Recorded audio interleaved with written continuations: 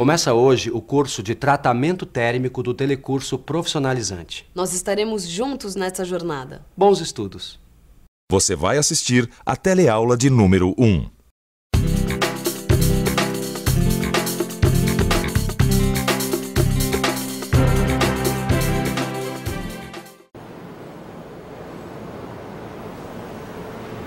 Você já imaginou se objetos de metal como a tesoura, o grampeador, o clipe, o furador de papel e muitos outros objetos não tivessem as propriedades físicas necessárias para a sua aplicação?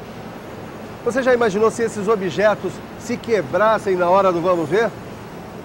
Quer dizer, se uma broca como essa se desgastar rapidamente no momento de fazer o furo, então alguma coisa está errada, não é mesmo? Para que essa broca não se desgaste, nem os outros objetos se quebrem, eles precisam passar por um tratamento térmico no momento de sua fabricação. O quê? Você não sabia disso? Pois então não se preocupe. É exatamente isso que você vai aprender nesse novo módulo do Telecurso Profissionalizante que se inicia hoje. Vão ser 10 teleaulas nas quais você vai aprender, entre outras coisas, o que é o tratamento térmico, como o aço pode ser amolecido ou endurecido, os tipos de tratamento térmico, os equipamentos usados no tratamento térmico e até mesmo os cuidados a serem tomados com os resíduos e efluentes resultantes dos processos de tratamento térmico. Para aprender tudo isso, você pode contar comigo. Neste módulo, eu vou trabalhar aqui nessa empresa de tratamento térmico como técnico em metalurgia. Na teleaula de hoje, você vai aprender em que consiste o tratamento térmico, vai ver que ele muda as propriedades mecânicas do metal sem modificar o seu estado físico e que essas mudanças dependem de 3 fatores. E vai ver também como os átomos se agrupam no aço. Todo mundo a postos? Então vamos em frente. Está começando o curso de tratamento térmico dos metais.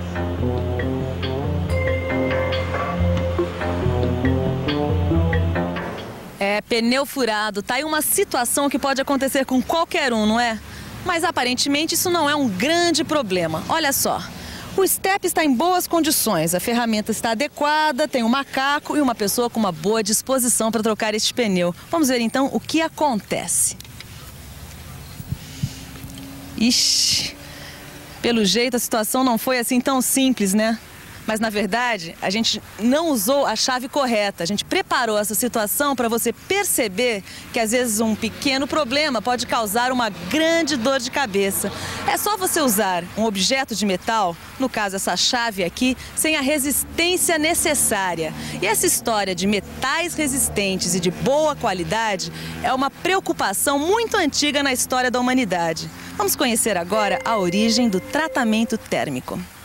Já no ano 55 a.C., os guerreiros enfrentavam este problema. Suas armas, que já eram de ferro, ficavam tortas depois de um tempo de uso. Aí eles tinham que aproveitar uma folguinha para desentortar.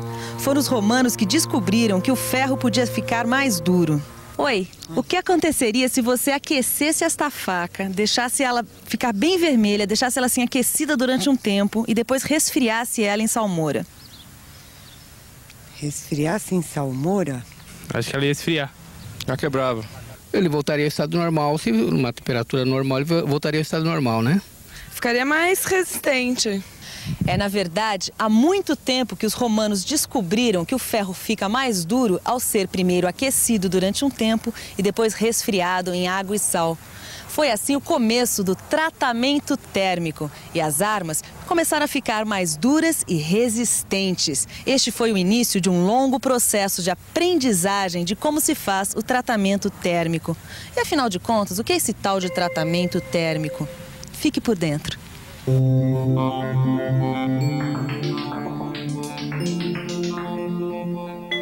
De maneira simplificada, o tratamento térmico consiste em aquecer e resfriar uma peça para que ela atinja as propriedades físicas desejadas como dureza, elasticidade, ductibilidade, resistência à atração, etc.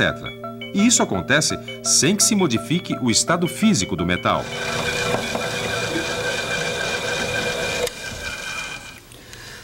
Pera aí, Ananias. Deixa eu entender direitinho esse negócio de propriedades físicas.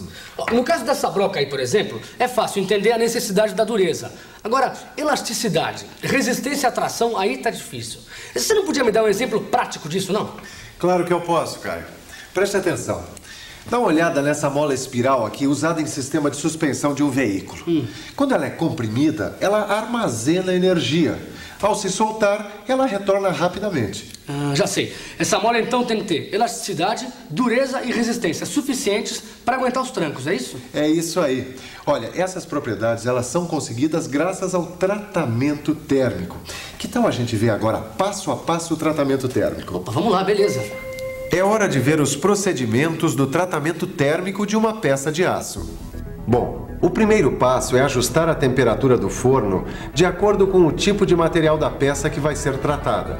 Aí, com a temperatura adequada, coloca-se a peça no forno. Essa peça fica no forno durante um tempo estabelecido, de maneira a adquirir as propriedades desejadas.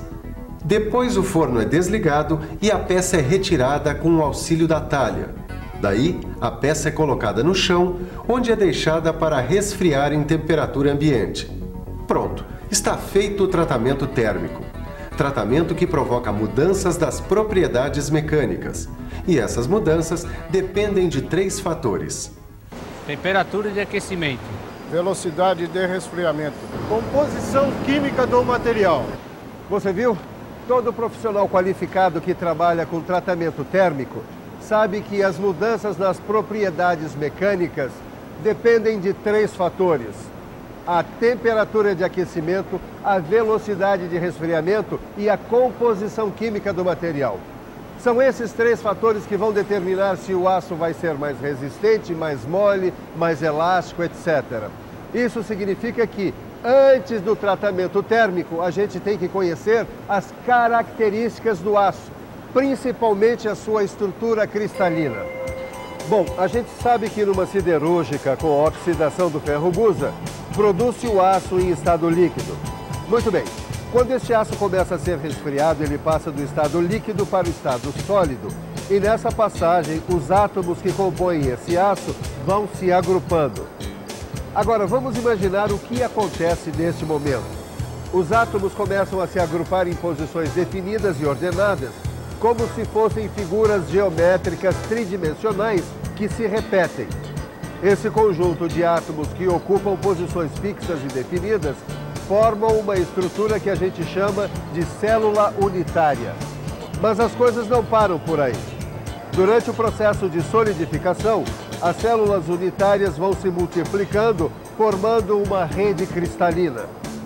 Agora atenção, como as células unitárias são tridimensionais, quando se juntam, elas apresentam um contorno de agregado de cristais irregulares. Esses cristais, formados por milhares de células unitárias, são chamados de grãos. Agora chega de imaginar. A gente pode muito bem ver com os nossos próprios olhos como são esses grãos. Para isso, basta a gente ter uma peça de aço com a superfície bem polida e atacada quimicamente e um bom microscópio. Dá só uma olhada. Essa peça é de um tipo de aço com baixo teor de carbono. Repare que ela tem regiões mais claras e regiões mais escuras, todas com contornos muito bem definidos. Cada área clara ou escura representa um grão. Agora, para guardar de vez. Os átomos que compõem o aço se agrupam formando uma estrutura geométrica tridimensional chamada de célula unitária. Milhares dessas células unitárias juntas formam os cristais irregulares que nós chamamos de grãos. Agora, você por acaso reparou que tipo de figuras geométricas esses átomos formam? Você sabe me dizer o nome dessas figuras geométricas? Esse é um cubo e esse é um prisma hexagonal. Um quadrado e um prisma. Cubo e prisma. Esse é um cubo e esse é um prisma hexagonal, tá certo isso?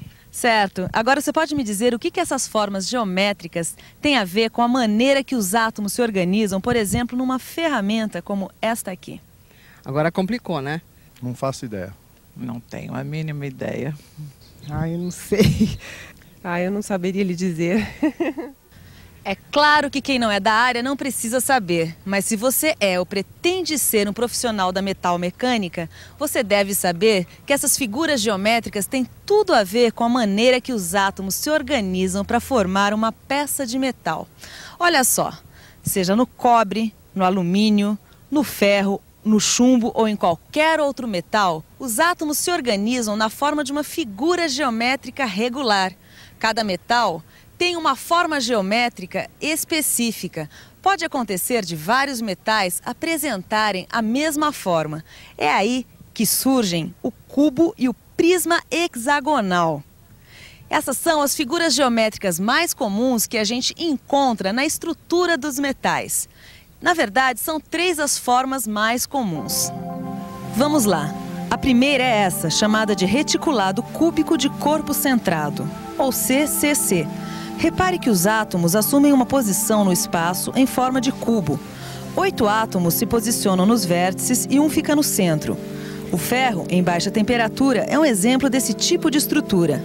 A segunda estrutura mais comum é o reticulado cúbico de face centrada, ou CFC. Aqui também, 8 átomos ocupam os vértices, formando um cubo. A diferença fica por conta dos 6 átomos que ocupam os centros de cada uma das faces do cubo. O ferro, em alta temperatura, adquire essa estrutura. Bom, por último, temos o reticulado hexagonal compacto, ou HC. Nesse caso, são 12 átomos posicionados nos vértices de um prisma de base hexagonal.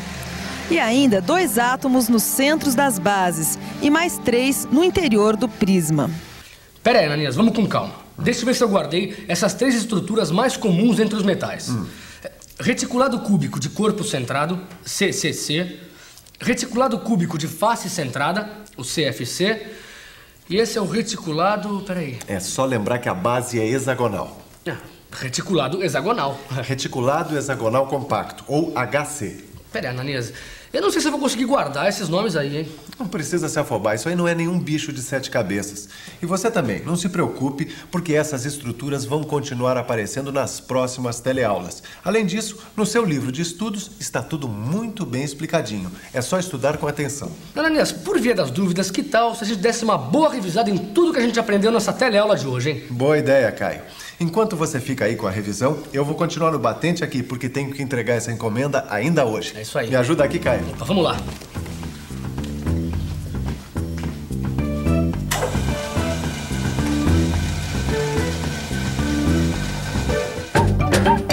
E atenção, se liga aí que é hora da revisão.